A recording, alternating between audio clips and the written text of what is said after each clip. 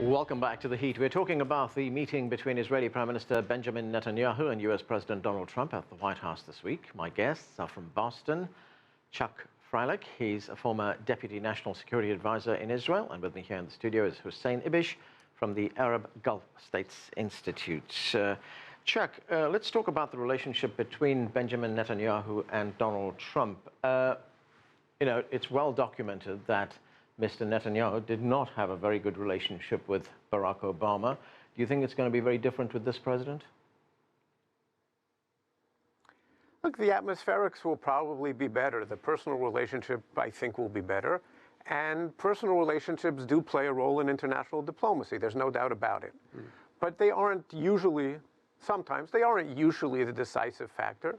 Yes, there were disagreements with Mr. Obama. And yes, I think they were exacerbated by a personality clash. But I don't think that President Obama was in any way an anti-Israeli president. I think he was quite favorable, and in some ways very much so.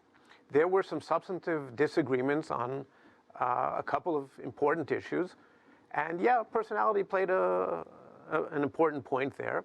But I think President Trump, despite maybe the euphoria on the Israeli right, and among some others in the United States, that now there's going to be a wonderful, untroubled relationship between the two countries. I don't think that's the case. I think in a short period of time, once the two sides actually get to grappling with the issues and the differences do reemerge, and I think they will be there, President Trump could actually turn out to be a president who puts unprecedented pressure on Israel in some areas. And in some areas, he'll probably demonstrate unprecedented cooperation. Right. Hussein, what do you think? I mean, as we saw, this is not a president given to solid policy announcements or pronouncements, as you called it, musings on the part of the president. I did. How do you think their relationship's going to work? I largely agree with Chuck. I think that's right, and I think intelligent, canny Israelis have known from the outset that two things about President Trump are important. One is that he may prove more difficult.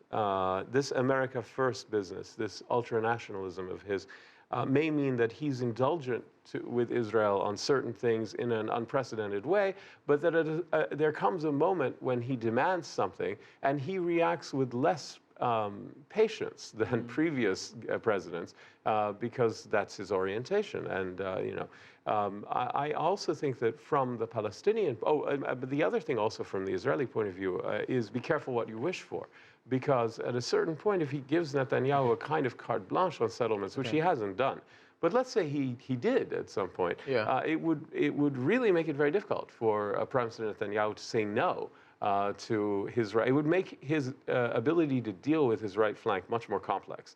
And I'm not sure it's in anybody's ultimate benefit. Right. From a Palestinian point of view, let me just add, a bad relationship between the American president and Israel is not necessarily a good thing. I don't think Palestinians ever benefited from the tensions between Obama and Netanyahu. Okay, I just want to get to Chuck very quickly. Chuck, what happens next? Is there a path here? I hate to use this word, but is there a roadmap here for where this goes to next? I have to say that I believe, unfortunately, probably not. The peace process has been dormant. You might say terminally ill or almost dead for the better part of the last decade. There were a couple of attempts. I think that fundamentally the two sides are just too far apart. And I think, again, contrary to the international perception, yes, settlements are a major issue, but they aren't the real one, because Israel has been willing to withdraw from most of the territory. And there are two other obstacles, and to divide Jerusalem, there are two other obstacles that have not gotten the attention that is worthy of it, is that the Palestinians have been unwilling to compromise on the refugee issue. And there's really no one in the United States, in Europe, and actually most of the Arab world who really expects Israel to make a significant contribution on that issue. You do know that. And the other one is the recognition. And let me just one more sentence. And the other is the recognition of Israel as the nation state of the Jewish people. And if the Palestinians can't recognize that, we're in deep trouble. Yeah, that being a new demand circa 2007, but it is something that's going to have to be dealt with.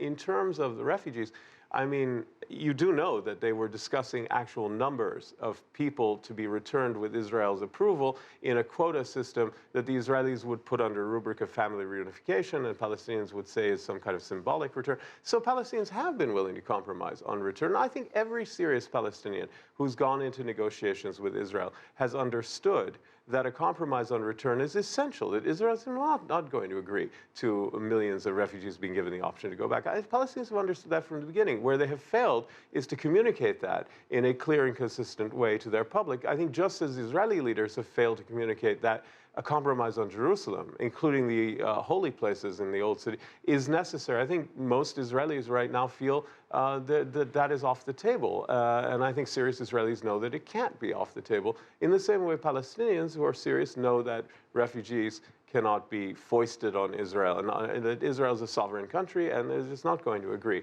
to the influx of millions of refugees. Chuck, one quick question on the settlement issue. There are 600,000 settlers in 140 settlements in the West Bank. What kind of percentage are we talking about when we talk about withdrawal of settlers from that territory? First of all, the 600,000 figure is a misleading one, because it's about 370,000 in the West Bank and around 200,000 in Jerusalem or East Jerusalem. Mm-hmm. And everyone recognizes that, well, yes, East Jerusalem was when it was under Jordanian control, it was part of the West Bank, but even the Palestinians have acknowledged that it's an issue to be negotiated separately. That's right. So when you're talking about the settlements, you should really be talking about the 370,000 in the West Bank itself. Agreed. And that, of course, is an issue. Now, really, of the 370,000, we're talking 80,000, well, between 80 and 100,000 who live east of the security barrier. And the question is, will Israel keep the entire area up to the security barrier, which is about 10% of the West Bank? Well, the Israeli proposals were actually to keep 3 to 4% of the West Bank and to withdraw from the rest of it. Now, to withdraw 80 to 100,000 people would be a major undertaking for Israel. For Israel, that's a lot. But, and people compare it to the withdrawal from Gaza when it was only 8,000, how difficult that was. This Israeli government is not going to do it. Right. I do not think it's impossible for a future Israeli government. Mm-hmm. I agree. It's not impossible. There are elections. Eventually, there will be a more moderate, centrist government again. I think that's right. What the Gaza withdrawals, Gaza and northern West Bank, it wasn't just Gaza. What they show is that when an Israeli government, it was led by Sharon at the time, decides that settlements must be evacuated in the broader national interest by Israel's own decision. It wasn't pursuant to any agreement, wasn't pursuant to peace, wasn't pursuant to anything except Israel's own national interests. That national interests broadly trump settlement, the rights and prerogatives of the settlement residents, and they had to move and go to other settlements mostly. But it's going to have to be sold to an Israeli political base for this prime minister. That's going to be very, very difficult. Well, I agree with Chuck. I don't think under this prime minister that's going to happen. Okay, that's where we're going to have to leave it, gentlemen. Thanks to both of you for being with us.